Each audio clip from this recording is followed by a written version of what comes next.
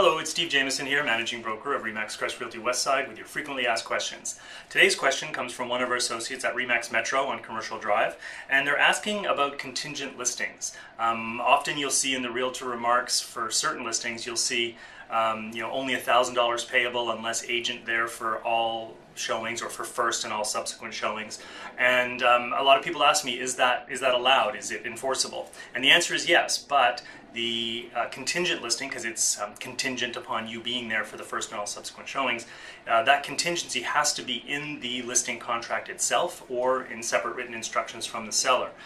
We can verify with the board, so if you see that and for some reason your client went to that did a private showing, let's say, with the agent, and you weren't there for the first showing, and it says that you're going to get paid $100, for example, then what we can do through your managing broker is we can call the board and verify that those instructions are in the listing contract itself.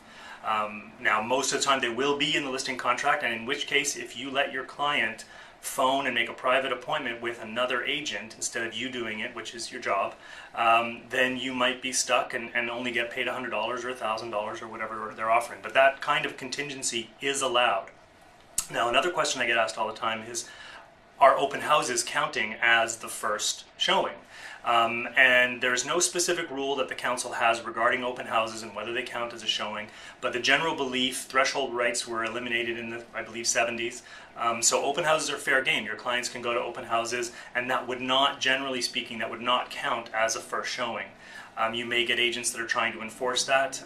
The issue has never been taken to arbitration at the board, but the arbitration committee at the board has said that if they do get it, they will rule that open houses don't count.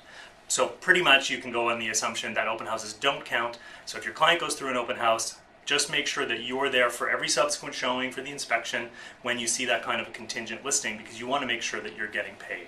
So I hope that helps. And on a sort of comment on contingent listings, I hope honestly that none of you are doing that. I know it can be a pain if you're doing showings and then they show up with an agent 2 weeks later, but keep in mind, who is that benefiting? Your job is to work for your client, and a contingent listing that might make an agent whose client has seen it without them, it might make them talk about your listing in a way that is not very favorable. They may, suggest that they should look at other properties. So who is that really benefiting? It's benefiting you as the agent. It's not benefiting your client. So I hope you're not using these contingent listings, but we do see them out there, and I just wanted to make sure you knew how to handle it.